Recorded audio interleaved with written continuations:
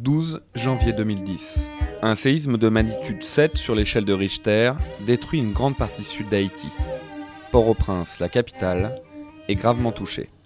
La priorité des priorités était les 650 000 personnes qui vivaient sous des tentes suite au séisme du 12 janvier de 2010. Dans un premier temps, le gouvernement haïtien va s'attaquer à un problème prioritaire.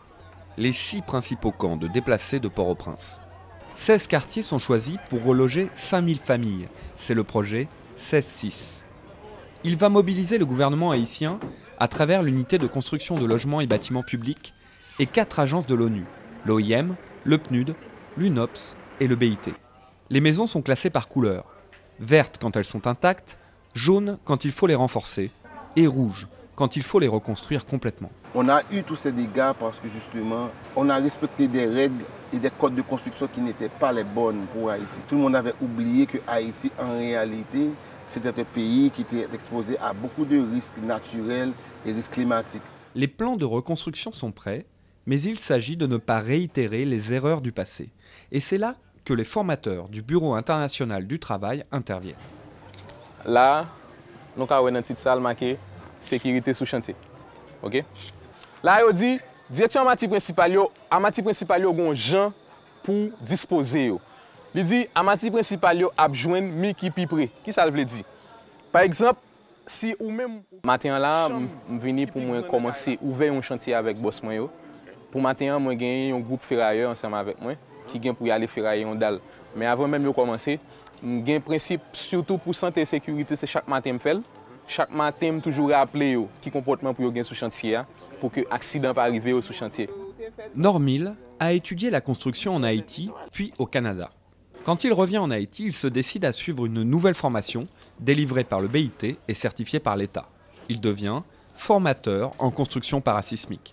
Son travail consiste surtout à convaincre les entrepreneurs et les ouvriers de changer de mentalité. Le principe que respecter l'Europe enseigner des jeunes, ce n'est pas le même principe que l'Europe enseigner des adultes ou des gens qui ont en pile expérience déjà dans le domaine ou seulement là pour porter on du plus dans ça lui-même li connaît déjà. Il faut tenir compte de l'expérience li, tenir compte de nombre de temps gagné dans le métier déjà, les mêmes tout grand pile bagay pour apprendre de lui. Donc, ou seulement là pour accompagner, ou sont accompagnateurs. Et ça fait un plaisir moi que j'ai 2, 3, 4 personnes en face moi que m'a bail connaissance que j'ai que j'aimerais me dire, moi pas réduit à stade objet sur la terre même son sujet parce que je suis capable d'aider d'autres à connaître ça moi-même moi connais. Au moment de la pause déjeuner, Valérie vient superviser les formateurs.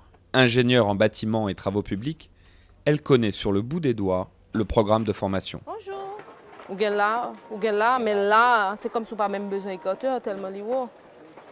Mais ok, normal, je m'en vais et continuer. Je visite la prochaine étape, mais tu dois dire à tes ouvriers de nettoyer le chantier. Eh bien d'accord, messieurs. Valérie a participé à l'élaboration du manuel AFPRAS, littéralement le manuel pour apprendre à rebâtir solidement Haïti. Nous nous sommes basés sur le guide de pratique de construction du ministère des Travaux publics, Transports et Communications, le MTPTC, qui était plus adapté aux ingénieurs qu'aux ouvriers. Et comme nous savons la réalité de notre pays, que les ouvriers sont la plupart analphabètes, Build Change, la coopération suisse, nous ont aidés à faire les illustrations qui nous ont permis de créer ce manuel à l'usage des ouvriers.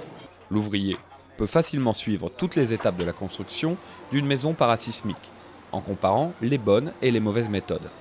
Et de mauvais exemples de construction, il y en a encore beaucoup dans le quartier. Bonjour. Là, ils ont décalé la maison par rapport au rez-de-chaussée, ils ont décalé l'étage et on peut visiblement voir que ce sont des blocs qui ont déjà servi puisqu'ils sont peints. Le manuel a prévu ce cas-là où il explique que les murs doivent être un sur l'autre. Mon inquiétude, c'est que si quelqu'un veut mettre un étage au-dessus de cet étage, il va encore dépasser. Les ouvriers apprennent aujourd'hui les bonnes méthodes de construction. Mais quoi de mieux que de voir ces méthodes appliquées en situation réelle ? À Morne-Hercule, l'UNOPS, le Bureau des Nations Unies pour le service d'appui au projet, a développé un quartier référence, un projet pilote pour la réhabilitation des bidonvilles de Port-au-Prince. UNOPS, dans le projet 16-6, est responsable du logement et des infrastructures communautaires, donc de la conception jusqu'à l'implémentation. Donc l'idée, c'était de développer pour le gouvernement des modèles, des outils qui leur permettraient éventuellement de répliquer ce qu'on fait ici dans logement et infrastructures communautaires. L'idée d'avoir un site collectif, c'était de démontrer quelle est la maison idéale pour un quartier comme ici. C'est une partie de notre programme de logement. La grande majorité des maisons qu'on va bâtir, c'est uniquement le premier niveau, c'est-à-dire ce que nous on appelle le noyau.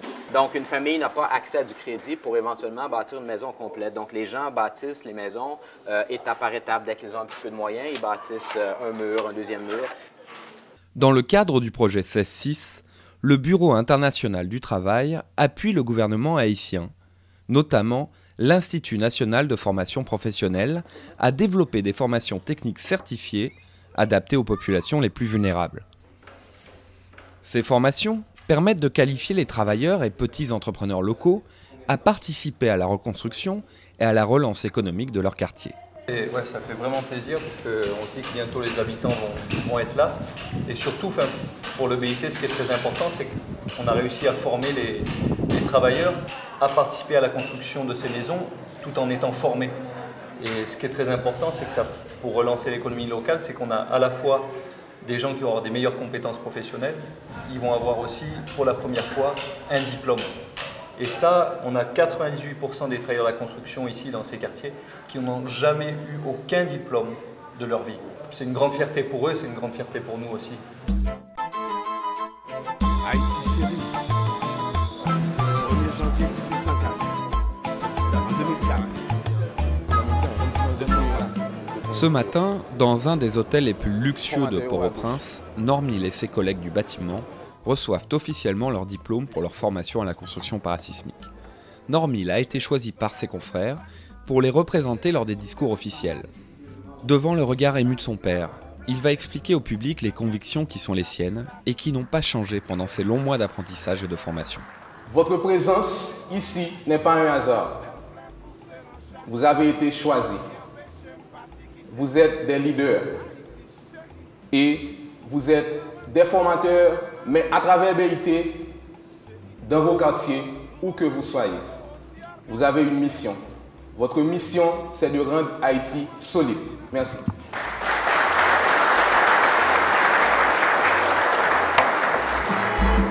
Longtemps, là, j'étais petit. À 10 ans, il m'a pâti. M'a cherché dans la campagne. Pour mal trouver bon pour la vie. Les viennent trouver zanana. Mon Jean comme créole pour nous soucier. Le coco est servi de dessert. Toute bagaille ça yo fait m'remer. Haïti chérie. Moi pas qu'un droit troquer même si a pas un diamant.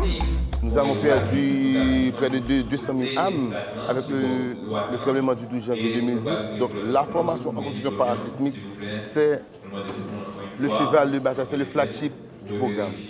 OK. Importance formation ça, c'est qui ça? Même Jean Confrère dans ce deal. Il y a une facette de leur métier que Normil et les autres formateurs apprécient particulièrement.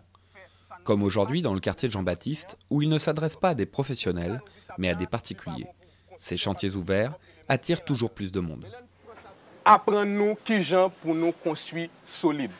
Nous capables de gagner l'argent et pourtant nous construire mal. Là, c'est bon pour gagner bon boss, mais pendant gagner bon boss, il faut gagner bon matériaux pour construire Kaila. À Haïti, il faut compter avec les réalités sociales. Dans les quartiers pauvres, beaucoup d'habitants construisent eux-mêmes leur maison. Il faut leur apprendre à construire de la bonne manière. Les formateurs s'adaptent à leur public et optent pour une approche plus ludique et participative de la méthode AFPRAS. Depuis le séisme, les Haïtiens se sentent concernés par la construction parasismique. 60 cm. En aller. Aller à toute force. Donc, nous voyons que il y a une différence qui fait. Pendant que je ne pas faire économie, je respecte le principe, moi, je rends le plus solide. Enseignement pratique. Et puis après, carrément là-dessus. Pas parler, ça m'a serré, c'est ma première. Oui, oui. OK? Yes.